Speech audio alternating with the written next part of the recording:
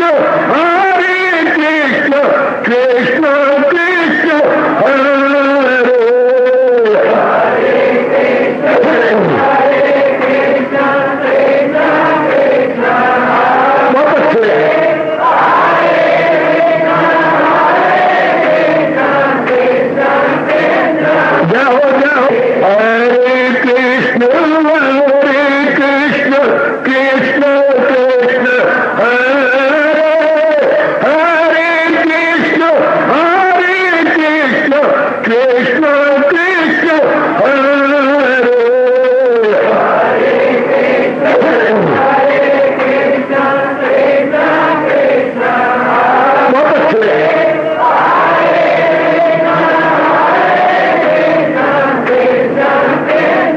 जाओ जाओ हरे कृष्ण कृष्ण कृष्ण हरे हरे कृष्ण कृष्ण कृष्ण हरे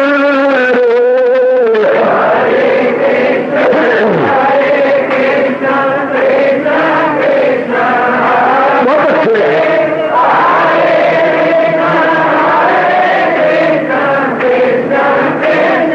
जाओ जाओ हरे कृष्ण कृष्ण कृष्ण हरे हरे कृष्ण कृष्ण कृष्ण हरे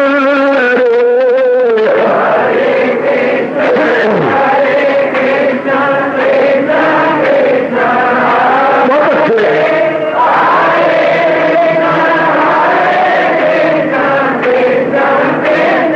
जाओ विष्णु हरे कृष्ण कृष्ण हरे हरे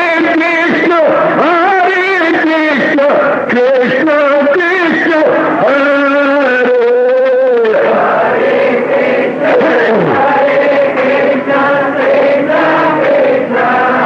बहुत अच्छे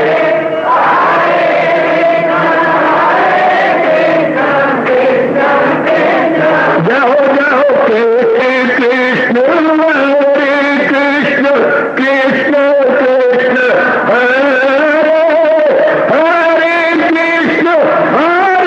कृष्ण कृष्ण कृष्ण हरे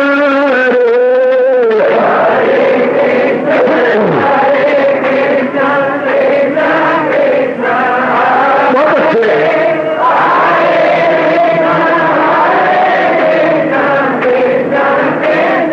जाओ जाओ हरे कृष्ण कृष्ण हरे हरे कृष्ण कृष्ण कृष्ण हरे हरे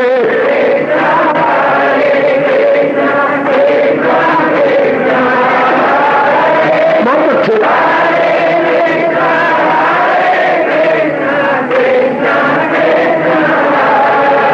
अपनी शहंशाह की आज आरती बड़े प्रेम और श्रद्धा से उतारे।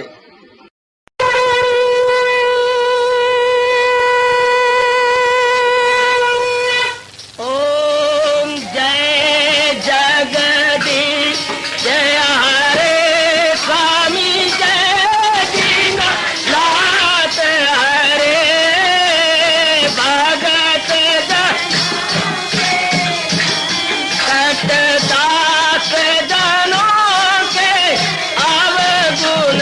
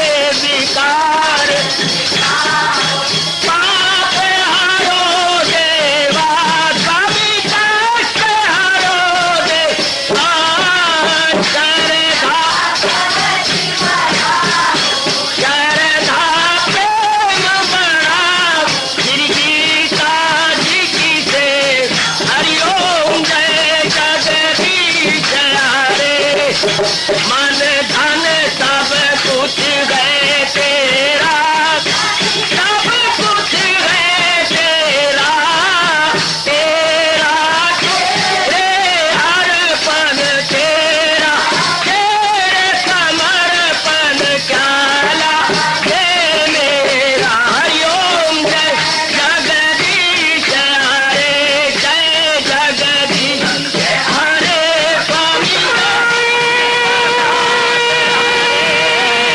भगत जनों के संकट साधारी दूर हरिओम जय जगदीश हरे, जय भगवद गीता, जय भगवद गीता। वने भवन्तु सुखिनः सर्वे सन्तु निरामयाः सर्वे भद्राणि पश्यन्तु मा कश्चित् दुर्भाग् भवेत्। हरि ओम शांति शांति शांति। ओम प्रभु इसलिए भगवान कृष्ण की जगत गुरु भगवान कृष्ण महाराज की। गीता अपनाओ जी, गीता अपनाओ जी, ये दुआ है मेरी, आयु सफल करो, आयु सफल करो, ये सदा है मेरी, गीता अपनाओ जी।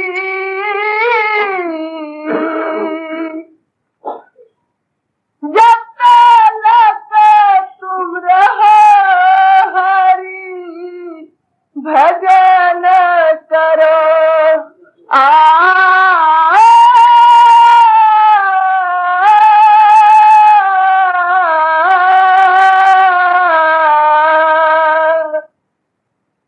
जब तक तुम रहो हरि भजन करो, भूलने दो ये दुनिया, यही लगन करो, गीता कहती यही, गीता कहती यही, जो रहनुमा तेरी, आयु सफल करो,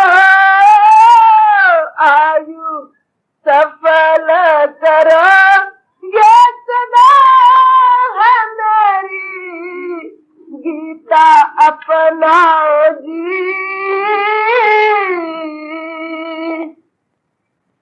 उम्र भर में ये गीता सुनाता रहूं,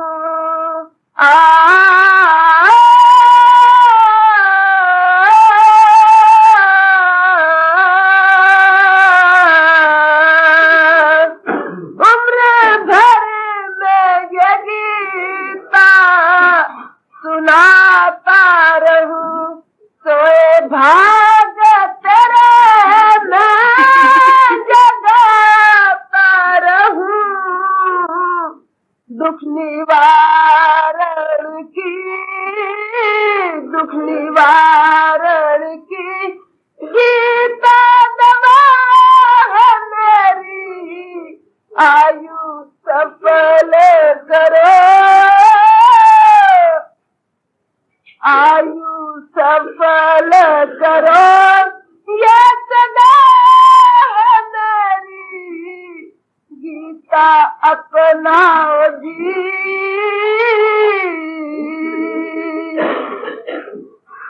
खाना पीना ही जिंदगी का काम न हो,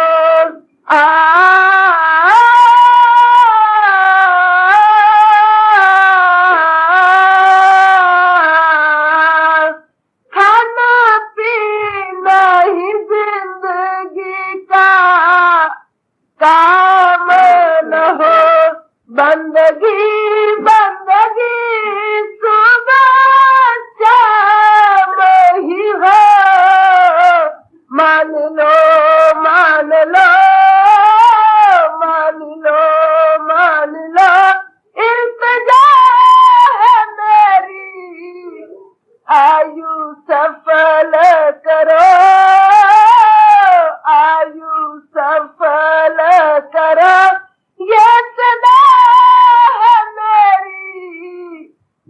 गीता अपनाओ जी।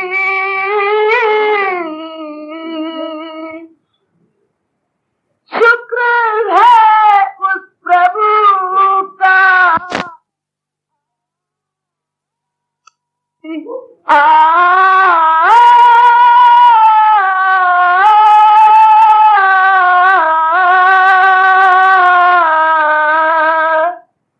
शुक्र है उस प्रभु का जो वाणी है दी ज्ञान अमृत की ये रवानी है दी। मन के रोगों की ये, मन के रोगों की ये एक शफा है मेरी। आयु सफल करो, आयु सफल करो, ये सदा है मेरी। गीता अपनाओ जी।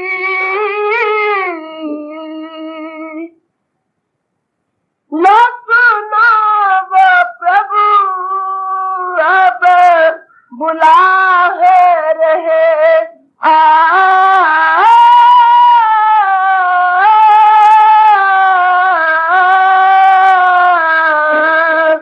लो सुनो वो प्रभु अब बुला है रहे। ज्ञान नैया पे हमको बिठा है रहे। सच पूछो तो गीता, सच पूछो तो गीता मना है मेरी। आयु सफल करो, आयु सफल करो, ये सदा है मेरी। गीता अपनाओ जी।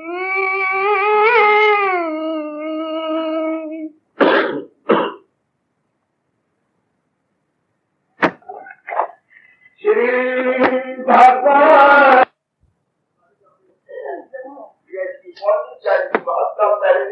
जानी या जलाई नहीं गई, हमें बताई नहीं गई कि धीरज बहुत जरूरी है। क्योंकि हमने कल भी विचार किया था, जमाने में एक जैसा समय नहीं रहता। जैसे ये लोग जा रहा है, कभी कुछ कभी कुछ कभी कुछ कभी कुछ कभी कुछ, बात ही बात में समय बदल जाता है, हालात बदल जाती हैं, वाक़यात बदल जाती हैं, जिन पे कभी उम्मीद तक नहीं होती। ऐसी ऐसी दुर्घटनाएं हो जाती हैं, इतने प्यारे होती हैं, छोटी सी बात से नाराज हो जाती हैं। और जो बड़े वैरी थे उनके हमारे रिश्ते होने लग जाती हैं, उनका हमारा प्यार बन जाता है। बड़ी विचित्र, अद्भुत और बड़ी ही निराली दुनिया भगवान ने बनाई है। बहुत ही कौतिक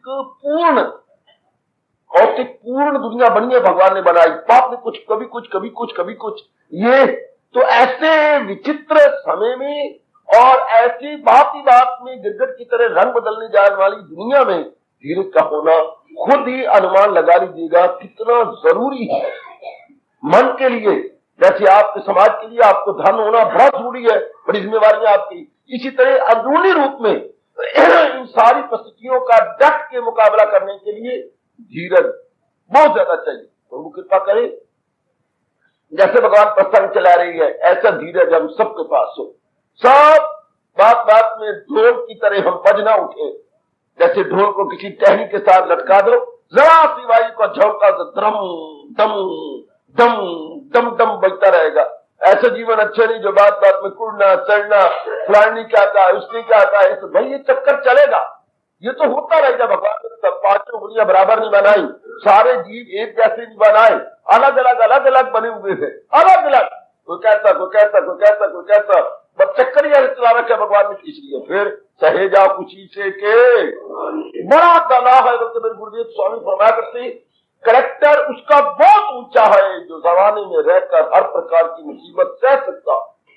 स्वामी जी से करेक्टर बोलते थे, यानी उसका करेक्टर बहुत हाई करेक्टर है जो द्वंद्वों का मुकाबला डट के करता है। द्वंद्वों का मुकाबला, मुतजाद का मुकाबला या पेयर्स ऑफ अपोजिट का मुकाबला डट के करती है। बड़ा उसका चित्र गठा हुआ है, बड़ा उसका अंतःकरण मजबूत है, बड़ा उसका इरादा पक्का है और उसकी बुद्धि स्थिर है, जो डट के मुकाबला कर रहा है। कभी मरना हो रहा है, कभी जन्मना हो रहा है, कभी मान हो रहा है, कभी अपमान हो रहा है, कभी सेहत है, कभी बीमारी है, कभी जंग के हालात बनते जा रही है, कभी घर में कमियां आती जा रही है, कभी कुछ और हो रहा है, कभी कोई विधवाओं के घर में आ रहा है, कभी कोई मर रहा है। वो मर क्या हालात है, बड़े अजीब किस्म के हालात है, ये बड़े अजीब किस्म के हालात है, बहुत ही अजीब किस्म के।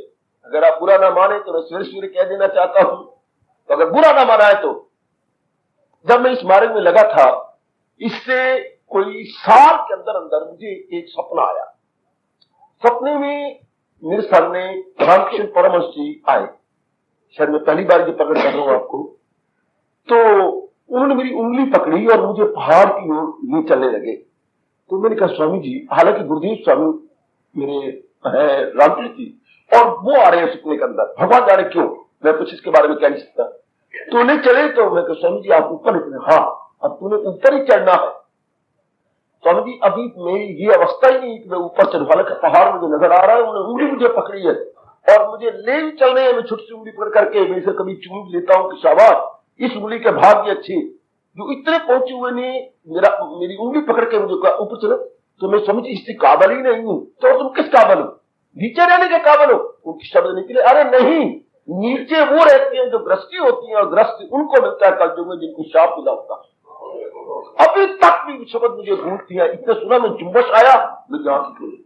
मेरे बदकिस्मती तो जुम्बश नहीं आना चाहिए था, जुम्बश ही आ गया। ऐसे मेरा शरीर हिल गया तो आंख खुली और मुझे शब्द जानते हैं कि नीचे वो रहती हैं जो ग्रस्ती होती हैं और ग्रस्ती कलयुग में वो होती है जो मिला होता है। आपके तो बड़े अच्छे भाग्य हैं, बड़े अच्छे भाग्य हैं।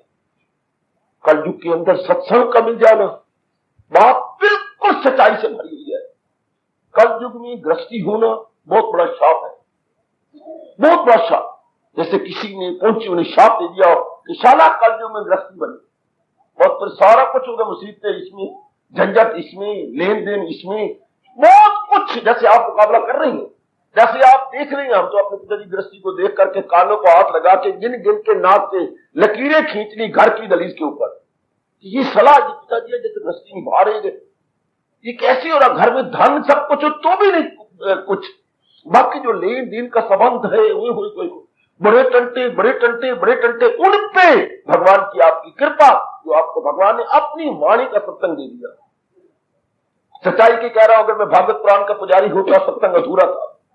अगर मैं गीता जी का, अगर मैं रामायण का पुजारी होता, परमात्मा का सत्संग अधूरा था। अगर मुझे भगवान किसी और वाणी का पुजारी बनाते या सत्संग करवाते, अधूरा था। गीता अपने आप में संपूर्ण से भी संपूर्णतम सत्संग लिए हुए थे, संपूर्ण से भी संपूर्णतम जितना प्रभु मुझे अनुभव करवा रहे गए, पूरा सत्संग आपको मिला हुआ है। सत्संग में 3 प्रश्नों का जो उत्तर देता है वो सत्संग पूरा है। मैं क्यों पैदा हुआ, ये प्रकृति क्या है, मेरा और प्रकृति के साथ परमात्मा का संबंध क्या। याद रखना, ये 3 उत्तर जिनमें आ जाती हैं वो सत्संग चरम सीमा को पहुंचता है, क्लाइमेक्स को पहुंचता है, या वैकुंठ में श्री चरणों को छूने लग जाता। मेरा क्यों जन्म हुआ, आफ्टर मुझे पैदा मुझको होना पड़ा, ये प्रश्न ऐसा इनकलाबी है मेरी माताओं बच्चियों। मेरा जन्म क्यों हुआ, जैसे मैं कभी कोई आपको कई बार पूछता हूं, काश को जन्मी, बाबा मन को नहीं पता मैं काश को जन्मी। कई बार मैं आपसे पूछता हूं, काश को जन्मी तू, ए छोरी तू काश को जन्म गई, तेरा जन्म क्यों काश तो हो गया। सोचना चाहिए मेरा जन्म क्यों हुआ, भगवान ने मुझे क्या खाने पीने के लिए और एक से अनेक बना लेने के लिए मेरा जन्म हुआ है, अंदर से पता नहीं क्या होता है, नहीं इस काम के लिए नहीं। तो फिर जिस प्रकृति में मैं और आप आए, ये कुदरत काबिला, उर्दू में कहेंगे कुदरत काबिला या दैवी प्रकृति, ये दैवी प्रकृति क्या है, यह है क्या, जिसके साथ हमें 2-4 होना पड़ता है। जब तक हम गहरी नींद में नहीं चले जाते, प्रकृति के साथ रहना पड़ता। ये प्रकृति का काम, जिसमें दिन है, रात है, सूरज है, चांद है, हवाएं हैं, फिजाएं हैं, जिसमें मिलना जुलना, संयोग वियोग, जन्म मरण है, जिसमें लाभ हानि है, जिसमें रिश्तेदारी है, धी है, पुत्र है, जवाई है। प्रकृति में क्या क्या नहीं है, दाल है, रोटी है, और रहना है, सहना है, और मर हंसी है, खुशी है। जिस दुनिया के अंदर, प्रकृति के अंदर ये क्या है। और फिर फिर इतना बड़ा काम, इतना बड़ा धंधा, इतना बड़ा चक्कर कौन चला रहा है? बहुत ही नालायक और बड़ी बदकिस्मती है उनकी। मेरे ख्याल कुत्ते की यूनियों से वो आए हुए हैं जिनको भगवान पर विश्वास नहीं। बहुत बुरी सुअर की यूनि से वो अभी भी निकल के आए हैं जिनको भगवान पर विश्वास नहीं। इतना बड़ा काम, ये दुनिया बनाना और बना के फिर चलाना उसी का काम है। आहो, बड़ा जबरदस्त उसका इंतजाम है, बड़ा जबरदस्त। रात को ही रात, प्रभात को प्रभात, शाम ही को शाम है। मुझे प्रभात की जगह शाम आ जाए और शाम की जगह दिन आ जाए, कभी गलती हो जाए, कभी नहीं होता, बिल्कुल नहीं होता। आहो, कितना बड़ा जबरदस्त उसका इंतजाम है। कितना जबरदस्त, सब कुछ जाने वाली चीजें हैं, मिटने वाली चीजें हैं, ये मान लिया, लेकिन बड़ा जबरदस्त इंतजाम है, बड़ा जबरदस्त इंतजाम। तो परमात्मा कौन है जिसके लिए आप गीत गाती हैं, जिसकी रचना इतना सुंदर, वो कितना सुंदर होगा? जिसका प्रबंध इतना सुंदर है, वो बजाते खुद क्या होगा? तो ये तीनों प्रश्नों का उत्तर भगवान जी ने कितना विस्तार से दिया गीता निकल रहा है। जब भी आप गीता जी खुद पढ़ा करें, पाठ किया करें, या मेरे जैसे गीता पैरोकारों से सुना करें गीता जी, तो जरूर विचार किया कर, पता लगता है इन तीनों का उत्तर गीता जी देती है। कभी अपने बारे में बात हो रही होगी, कभी प्रकृति के बारे में बात होगी, कभी भगवान अपने बारे में, जिसका बस ये तीनों का, जिसको तीनों का पता लग गया भगवान के चरणों में जा गिरेगा फौरन। क्योंकि अपनी खोज करेंगे तो परमात्मा मुस्कुराते नजर आते हैं, प्रकृति की खोज करते हैं परमात्मा मुस्कुराते नजर आते हैं, और परमात्मा की खोज करते हैं अगर निर्विकल्प समाधि में जा बैठते हैं। तीनों में वो ही जात जिससे खुदाई हुई, जो सारे जहां पे गए छाई हुई। मैं अव्वल, मैं मध्य और मैं ही अंत में हूं। बड़ा मतलब का फरमान 10वें अध्याय के अंदर, मैं अव्वल मैं आखिर में हूं। आप तो सोचते नहीं ना, बस कमाने धमाने डबर रोटियां या मूलियों के परोठे बनाने में रह जाती है। इस बात पर विचार करो, मैं अव्वल मैं आखिर में हूं, दरमियान, मैं आद हूं, मैं मध्य हूं, मैं अंत हूं। बड़े गुजर का फरमान है, हिंदी में कहेंगे आद अंत और आद मध्य और अंत। I am the beginning, I am the middle and I am the end। तो बाकी रह क्या गया पुत्र? बाकी रह क्या गया? 2 बिल्लियों की लड़ाई में बंदर आ गया था। हाँ, 2 बिल्लियों ने कहा हमें फुलका मिला है, हम आपस में लड़ रही हैं, आप कृपा करके आधो आध बांट दो। उन्होंने कहा ठीक है बांट देता हूं, लेकिन मैं इतनी मिन्नत मारूंगा तो मुझे क्या दोगे? कि हम आपको थोड़ा सा टुकड़ दे देंगे। कहां से दोगे? ये फुलका था ना, कहां से दोगे? ऊपर हिस्सा दोगे, निचला हिस्सा? ऊपर हिस्सा आपको देंगे। ऊपर हिस्सा तो मैंने उन्हें तोड़ा और खा लिया। बंदा फिर खा लेते, बात तो है नहीं, पुता जो रंग छू जाता है। अब उसने कहा ये तो मैंने इस बिल्ली का ले लिया, तो जब तेरे लिए भी आता था तू कहां से? आप निचला हिस्सा ले लो। तो निचला हिस्सा ले लिया, तो अब बाकी मैं बंदर हूं, निचला हिस्सा मैंने सारे खा गया। ऊपर एक बिल्ली का हिस्सा, निचला एक हिस्सा, और बाकी जो मैं चंचल तो मैं हुई, तो मैं यही बात चंचलता दिखा देता हूं। तो भगवान करे अरे मैं अव्वल, मैं आद हूं, मैं मध्य हूं, बाकी रह क्या गया, मैं अंत हूं। बंदर की रोटी बांटने वाला हिस्सा हो गया, ऊपर भी खा गया, नीचा भी खा गया, निचला भी खा गया, बाकी क्या रह गया? इन बातों पर विचार किया करो, फिर समझ आती है सुलभ नहीं कुछ भी। ये तो माया का पर्दा है मेरे सजनों और मेरी अच्छी माताओं बेटियों, जो हमें असल की समझ नहीं आ रही।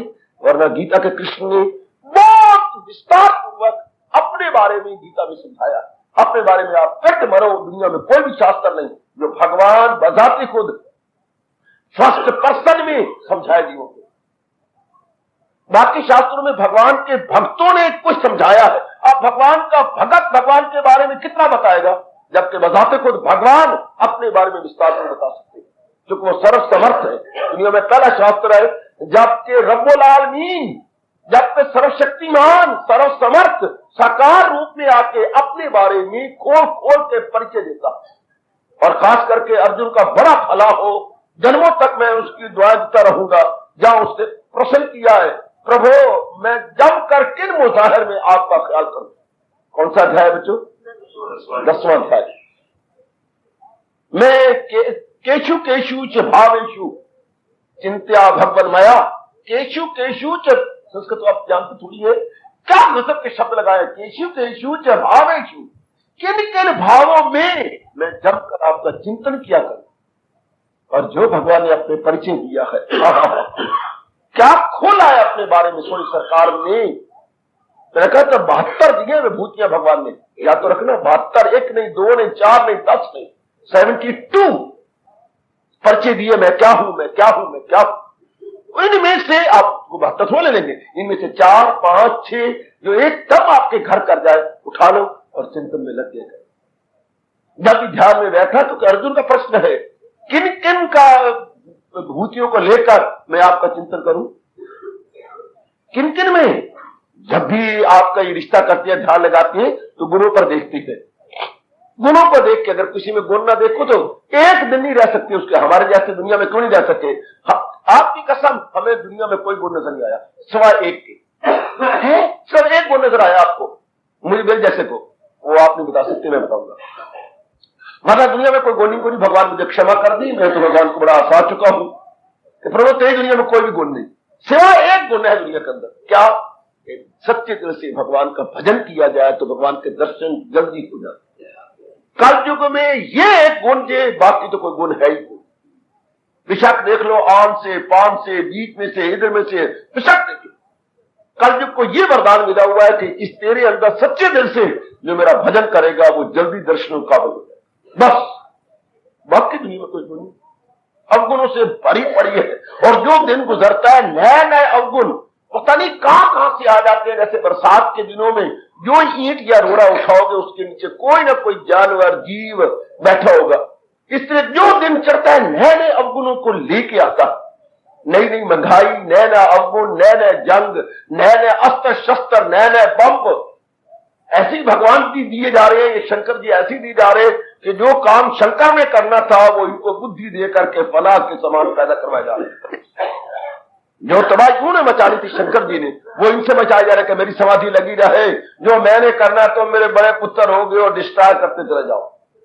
शाबाश शाबाश शाबाश, शुक्र मनाया करो भगवान का कि प्रभु आपने हमें अपना सत्संग दिया, अपना परिचय अपने मुख से, भगवान की कहानी, प्रभु की अपनी जबानी।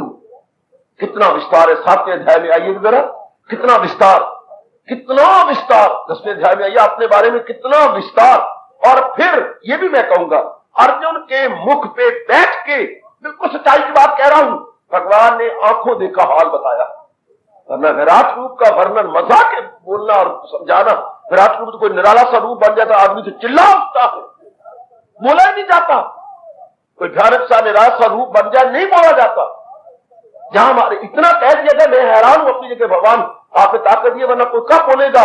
जहां पर असंभव बात है, किसी महात्मा अर्जुन क्या 1000 अर्जुन जैसे पैदा हो जाए तो कौन बोलेगा। जहां ये वर्णन है, फलक पर निकल आई, बड़े भगवान को मैंने हंसाया, प्रभु ये तो असंभव बात है, बिल्कुल असंभव कि इतना हो इल्यूमिनेशन, इतना हो नूर, तो आदमी के आने पाक जाती है, जबान नहीं खुलती, अबनॉर्मल अवस्था अंदर आ जाती है।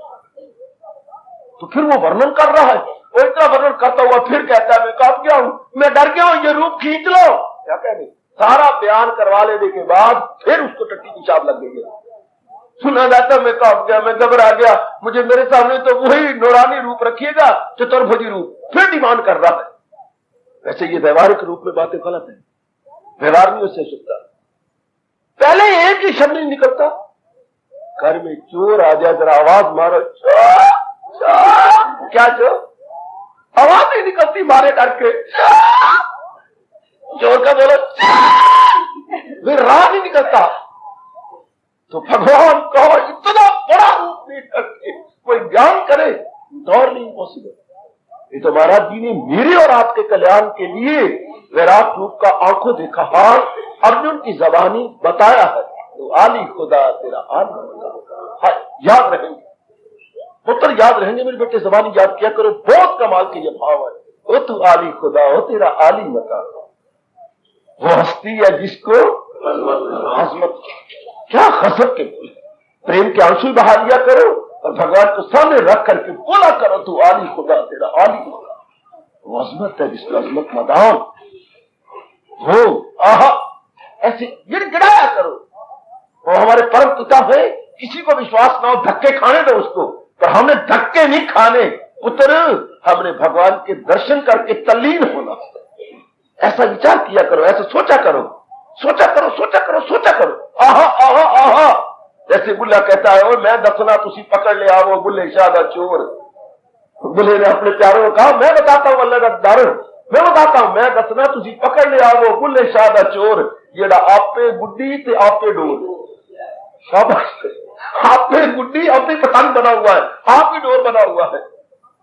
तो जो अर्जुन बता गया, बिल्कुल भगवान की राह अच्छी तरह बता के गया, अच्छी तरह समझा के गया, खूब समझाया उसने, खूब समझाया, खूब। परमात्मा जो इससे वर्णन हुआ बहुत अच्छा।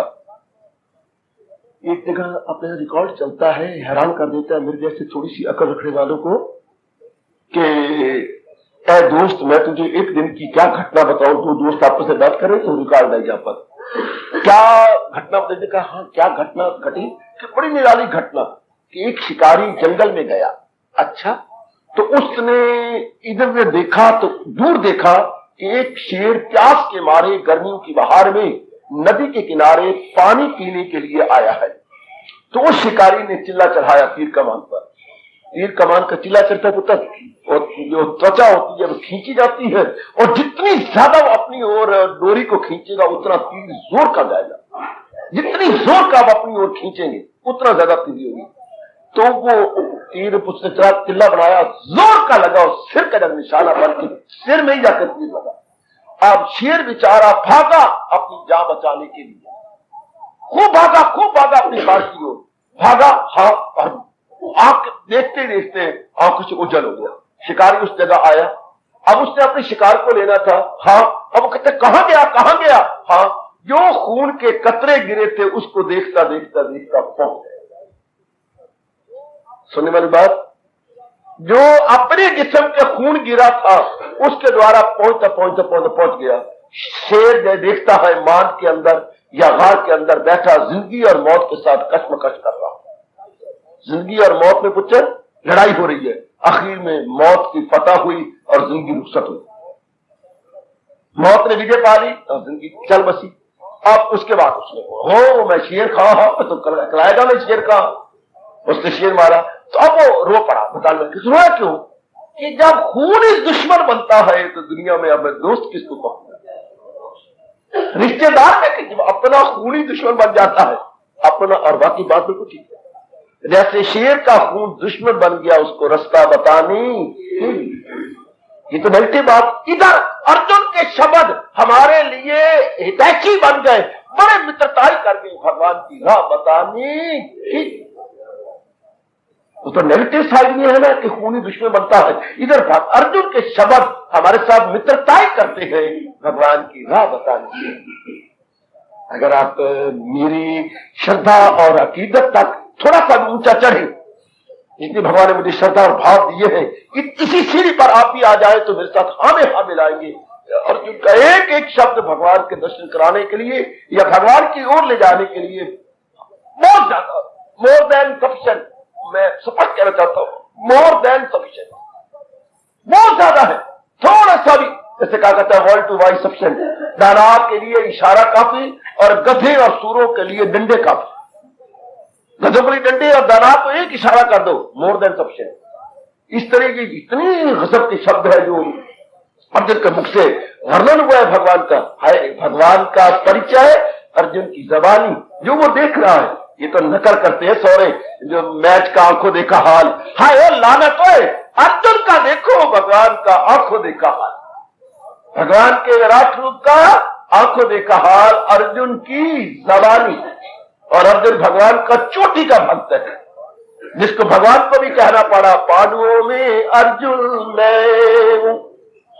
पांडवों में अर्जुन मैं हूं, धनंजय कहा था, पांडवों में धनंजय मैं हूं। शाबाश, कमाल किया है और बड़ा भारी हमारे पर एहसान कर दिया है। भगवान का मिलना मेड इजी किया अर्जुन ने, जो आंखों देखा हाल बताया, it is made easy, divine union made easy, बिल्कुल इजी हो गया। अगर इन भावों में गिरा जाए, अपने आप को लगा दिया जाए, तो मेरी अच्छी माता और बेटियों बुजुर्गों और मेरे विचारशील होशियार बनते जा रहे भाइयों, खत्म कर दिया। भगवान का जो गीता बख्शी हमारे लिए, और खासकर इस कार्तिक मास में, और उस पर तुर्रा ये 18वां अध्याय जो हमें बख्शा है, बहुत अच्छा, धीरे धर कर, बहुत तहम्मुल मिजाजी के साथ जुटे रहिए, लगे रहिए, कभी निराशा को फटकने न दीजिएगा। क्या अब बार बार दिन में कम से कम सूरज चढ़ते और उतरते ये तो कह लिया करो, तभी मंजिल दूर थी जब राह से गुमराह थे। रब दा घर तभी मेरे और आपसे दूर था जब किसी ने बताया नहीं, समझाया नहीं, या राह का नहीं पता लगा। तभी मंजिल दूर थी जब राह से गुमराह थे। राह को जब पा लिया मंजिल नजर आने। गिड़गिड़ा के कहा करो, एहसान भर के घुटने टेक के कह दिया करो, तभी मंजिल दूर थी जब राह से गुमराह थे। राह को जब पा लिया मंजिल नजर आने लगी। जाप हो रहा है, भजन हो रहा है, विवेक हो रहा है, वैराग हो रहा है, आपसे भगवान जी प्रेरणा देके नाना प्रकार के पुण्य करवा रहे हैं। ये सारा कुछ क्यों? भगवान दर्शन देना चाहते हैं, उसके सामान पैदा हो रहे हैं। सब के सब जब किसी बेटी की शादी हो, सामान पैदा हो जाते हैं घर के अंदर, उसके अपने जिस्म में, उसके अपने मन में, उसके चेहरे पर। जब किसी ने का इम्तिहान हो तो सामान पैदा हो जाती है, ट्यूशन के, पढ़ने के, सिनेमा में नहीं जाता, यारों दोस्तों के साथ नहीं जाता, फैशन नहीं करता, कंघी के साथ लड़ाई नहीं करता। कंघी पूछे शीशे को लू हुनकी करिए भाई, रात दिनानी फुर्सत मिलती सारी शामत आई। दोनों की शामत आई तो चाहे वो फुर्सत ही कोई छुट्टी मरा, दिन रात पड़े जा रहे हैं, सब सामान पैदा होते। इसी तरह हर बात के सामान पैदा होते हैं। भगवान के दर्शन जब होने हो तो मेरे जैसा आ जाएगा, भगवान की ओर से सत्संग मिलने लग जाएगा, मन में प्रेम, भक्ति, श्रद्धा जाग जाएगी, रात की नींद कम हो जाएगी, यारों दोस्त में मिलना कम हो जाएगा, एकांत में बैठने का जी चाहेगा, आपका मन चाहेगा। विशेष प्रकार की चुगलाहट आपके बाप ने आपको दी है, ये श्रद्धा, ये लगनता आपके चाची ने दी आपको, या आपकी माँ ने आपको दी है। ये परम पिता की दरअसल होती है। रोम रोम से मुझे और आपको कहना पड़ेगा, दरअसल होती है मेरी। गरज जानदारों में जो है सफात है, उन सबका मंबा। जो भी गुण आपके अंदर आ रहे हैं मेरे भगवान के बख्शे हुए, मुझे हजूर की कसम, ना मैं कोई दे रहा हूं, ना कोई देवी देवता दे रहे हैं, ना हमारे माँ बाप दादा दे रहे हैं, भगवान जी ही हमारे पुण्य को देखकर, या हमारी कोई मान थी, या कोई हमारे अच्छे भाव जाग दिए, भगवान जी प्रदान करते।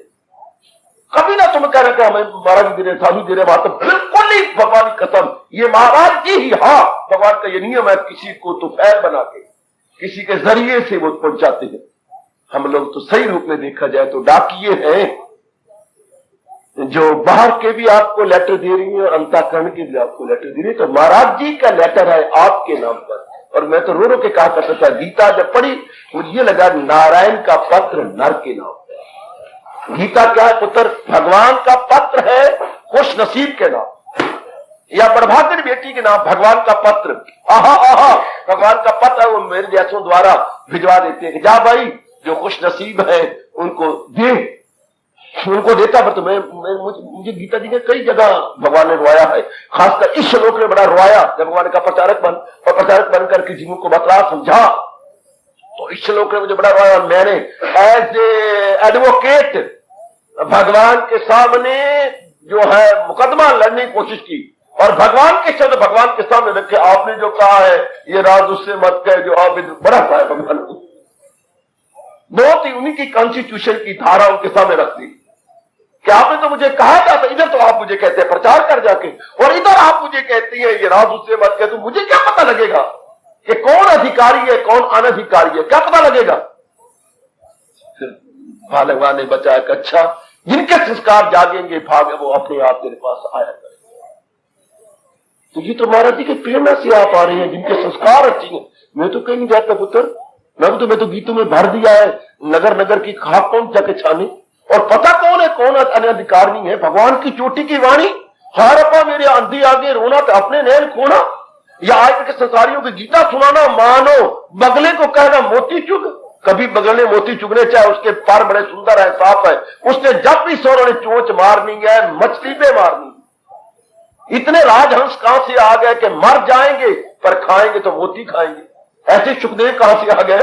ऐसी मीरा आजकल की नाम की मीरा तो बतेरी है, पर काम की मीरा तो शायद सारे हिंदुस्तान में 2 या 3 ही मिली।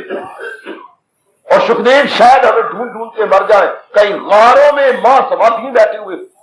शाबाश, ये तो आपके भाग है। एक जगह भगवान ने बिठा रखा है, मैं और वो जो प्याऊ होते हैं उसमें 19-20 का फर्क है।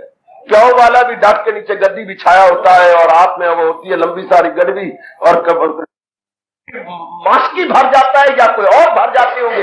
और वाणी ये भगवान रातों रात भर देती है अपने अंदर ही। मुझे वाणी को नहीं भरनी पड़ती, महाराज जी भर देती है और करवाई जा रही है। भाग आपके अच्छे आप जैसे मन के प्यासे आते हैं। श्याम जी की गडवी दावा है अमृत भर का पानी ते पिला दिशा में दासी बड़ी प्यासी।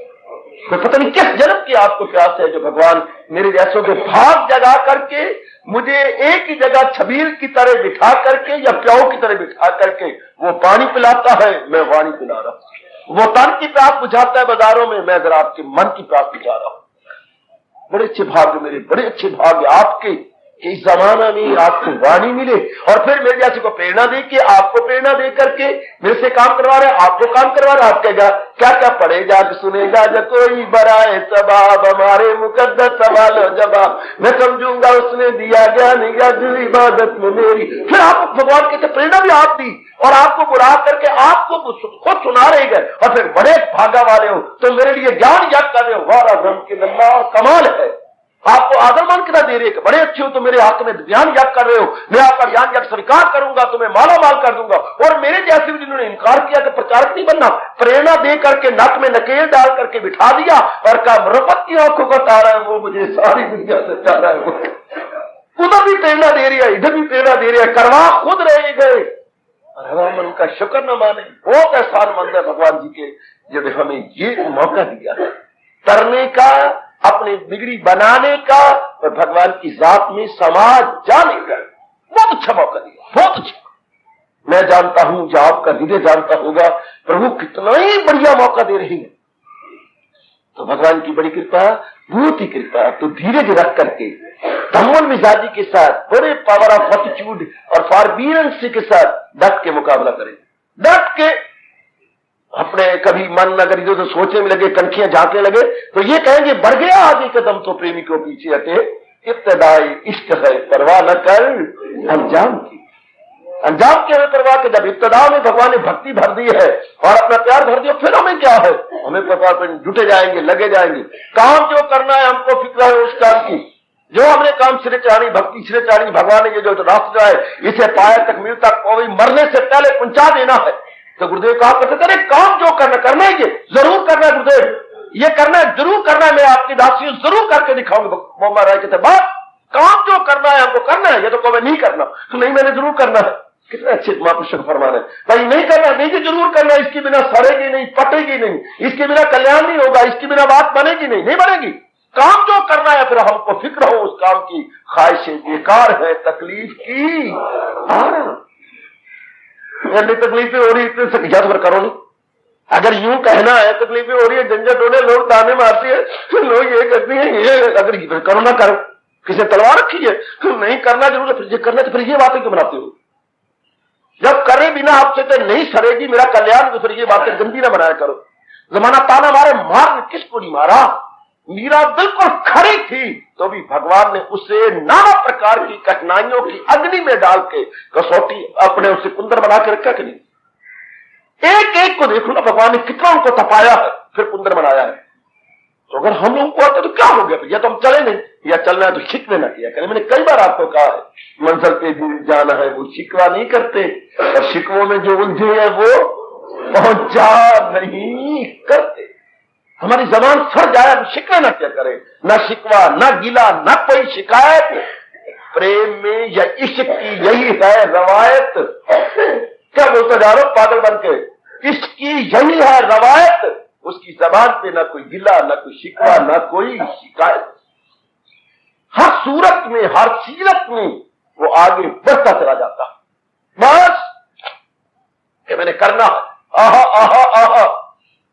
गुरुदेव कहा करते थे आपकी मुसीबत के जाए मुकाबल जाए किस तरह। वाह गुरुदेव वाह गुरुदेव, मैं और मेरी जनता इसका साकार रूप बन जाए। आपकी मुसीबत के बल जाए किस तरह, जिस तरह शेर जाता सिल में सीना के बल। मैं समझा देता हूं, शेर जो कि जंगल में रहता हो और बीच में एक नदी बहती हो और नदी के परले पार भी जंगल हो, हाँ, इधर कई दिन शिकार मारता रहा करता रहा। कई डर करके जानवर नदी को तैरते हुए परले पार पहुंच गए। एक दिन वो आया और उसने गर्ज मारी, कोई जानवर शामत का मारा बाहर नहीं निकला। थे नहीं, काफी निकल गया था परले पार। अब उसको भूख सता रही है, उधर हिरनी भी इंतजार कर रही है अपने सर की, और बच्चे भी उसकी इंतजार कर रहे हैं, कोई ना कोई गर्मा गर्म गोश्त है, शाबाश, नहीं मिला। अब वो देखता है कि परले पार कई जीव हैं, तो वो क्या करेगा? वो कहती है, मैंने देखा तो नहीं, पढ़ा है शास्त्रों में, शेर नदी के इस किनारे हाँ जरा बाबू की तरह टहलेगा, आप निचला हिस्सा और ऊपरला हिस्सा धर ऊपर उठा लेगा और टहलेगा यूं करके, जैसे चहल कदमी देती हो आप। चहल मैंने 40 और कदमी मैंने 40 कदम दो शाम की रोटी के बाद, ऐसा कहा जाता है। चहल कदमी, चहल फारसी शब्द पुत्र, चहल मैंने 40, कम से कम 40-50 कदम तो दो, चलो फिरो। तो उसने चहल कदमी इधर इधर की, इधर इधर इधर इधर, वेरी नाइस। और वो करता क्या है, सामने रखता है कि वो वृक्ष, बस उसे देर तब तक है जब तक उसने समय रखा, वो वृक्ष, फिर वो पीछे हटेगा और जोर का चिंघाड़े मारते हुए पानी में छलांग मारेगा और अपने सीना के बल पूरी ताकत लगाकर उस रफ की सीध में जाए। आप जाए मुसीबत के मुकाबले किस तरह, जिस तरह शेर जाता सिल में, सिर कहते पानी की धार, सीना के बल, जैसे कि वो सीना के बल पानी की धार को चीरता हुआ सीधा जाता और फिर हैरानगी के बाद शिकार मार के अपनी पीठ पे रख के फिर वापस आता। इस तरह कहते हैं, अगर तो रब की तरफ जाना है या कुछ अपना कल्याण करना है तो शेर की तरह अपने मुसीबत के सामने आने पर, एक कठिनाई के सामने पर वापस शेर बन करके चलो उसके आगे कि मैंने उसका काबू आज, जब भगवान मेरे साथ है, जब प्रभु मेरे अंग संग है, मुझे इसकी क्या डर, अपने आप भगवान दूर करता रहेगा। एक गुरुदेव जी और भी कहा करते थे, अगर तूने पक्का इरादा कर लिया कि मैंने भगवान की ओर बढ़ना है, अगर आपने पक्का इरादा कर लिया कि मैंने प्रभु का प्यारा बनना है, तो देख भगवान का एक स्वभाव है। अनुभवी महापुरुष कैसे प्यार से बता देते हैं, वो जिससे प्यार करता है उसी को आजमाता है। अनुभवियों के शब्द ले लो लाडो, ए लाडो, कितने अच्छे भाव है महापुरुषों के। वो जिससे प्यार करता है उसी को आजमाता है। मेरा देखता है ना, कद्दू कच्चा के पक्का, वो आजमाना चाहती है, शाम जानते भी है, फिर भी उनको मजा आता है। उनको मक्खन हजम नहीं होता जब तक अपने प्यारों को आजमा न ले। जरा मक्खन पौष्टिक तत्व है, जब तक आदमी नीचे ऊपर दौड़ नहीं लगाएगा हजम होता ही नहीं है। तो वो जरा भक्तों के साथ अटखेलियां करते हैं प्रभु, वो जिससे प्यार करता है उसी को आजमाता है। क्यों? खजाने रहमतों के इस बहाने से लुटाता है। उन्हें अपनी कृपा की वर्षा करनी है ना, तो जरा आजमा लेंगे। आपने धी देनी है, जरा जवाई को अच्छी तरह देख दूख करके, घर बार देख करके, जरा उसके सारे बहनों भूनों को देख करके, अच्छे खानदान वाले हैं ना, अच्छे ये है ना, धी जो देनी, अपने जिगर देना, अपने लखते जिगर देना है, अपने पुत्र ब्याना है। तो आप देख लीजिए कितने आपने नखरे किए थे, मैं जानता हूं या मेरा रब जानता, कितने नखरे, ये देख वो देख ये देख ऐसा देख उधर देख, ये कर करा करके फिर किसी लड़की को आपने कहा क्या क्या क्या मोर कितने लानी है, इसे घर लानी है। फिर जाके मोर लगी थी, ऐसी नहीं लगी मेरी बेटी, शाबाश, चेक एंड फाउंड करेक्ट। तो जो भी होना है, तो भगवान भी, हम छोटी मोटी बातें में देखती हैं तो भगवान भी देखते हैं कि मैंने अपने दिव्य दर्शन देने हैं और इसे इतनी शक्ति देके रब्बी रूप बनाना है, तो जरा आजमा लेते हैं अच्छी तरह। तो घबराया ना करो, वो जिससे प्यार करता है, बोलिए अपने मन को समझा दिया करो कि वो जिससे प्यार करता है उसी को आजमाता है। क्यों उनका आजमाना होता है? खजाने रहमतों के इस बहाने से लुटाता है। पिताजी आप बार बार मुझे क्यों कह रहे हैं ये कर वो कर वो कर। एक बादशाह थे, उनका एक ही लड़का था वो बड़ा फजूल खर्च। अब पिता 70 साल के हो गए, आप आपके काम किए, पैर आप काम थे, राज गद्दी आप मुझे दे। उसने मां को कहा, मां ने फिर उनको कहा पुत्र ऐसा कह रहा है, तो उन्होंने कहा पुत्र कहाँ है कि वो बाहर बैठा है, बुला के लाए। पुत्र मां को तुमने कुछ कहा? हाँ जी मैंने अम्मा को ये कहा, आपके हक के लिए कहा। पुत्र मेरी एक शर्त है, अगर तू पूरा कर सके तो राज गद्दी फोन में दे दूंगा। सुनने वाली घटना जी हो मेरी माताओं बचियो, तो मैं देने को तैयार हूं। ये मेरी अम्मा ने मुझे सुनाई थी, दादी ने। तो ठीक है मैं देने को तैयार हूं। तो कर, तो आप मुझे बताइए, आपका वरदस्त मेरे ऊपर है, आपका आशीर्वाद है, आप बताइए। पुत्र वैसे तू करोड़पति है। तो मेरे पास काफी गंज भरे पड़े हैं। गंज कहती है खजाना, काफी खजाना, वो सारा तेरा ही है। हाँ, लेकिन एक बात है पुत्र, मेरी एक शर्त है, तू एक एक पुत्र है और तूने आप कितने वर्षों तक प्रजा पर राज्य करना है, पर मैंने एक भावना बना रखी, अगर तो पूरी करेगा तब भी राज दूंगा, वरना मैं चाहे मर भी जाऊं राज देना नहीं, और लिख के भी जाऊंगा कि मेरा पुत्र अधिकारी नहीं है, अनधिकारी। उत्तराधिकारी ये न बनाया जाए किसी उत्तराधिकारी, तो मरने के बाद इसको अपनी हिंदी बोलती है उत्तराधिकारी या सक्सेसर, तो सक्सेसर इसको न बनाया जाए तो किसी और को बनाया जाए ना। पिताजी ऐसा मरूप करेंगे तो मेरी शर्त पूरी कर। हाँ, मेरी जब जहां तक सीमा है उससे निकल जा बात, मैं बाहर भी कर जाऊं, जहां तक मेरी सीमा है, जहां तक मेरा राज्य है, वो मेरी बोली समझो पुत्र, मैं क्या बताऊं, जहां तक मेरी राज्य की सीमा है उससे बाहर निकल जा। हाँ, और कपड़े पहन ले भिखारियों वाले। अम्मा देख पिताजी क्या कह रहे हैं, सुन रही हूं। तुझे बतरे पै गयो क्या?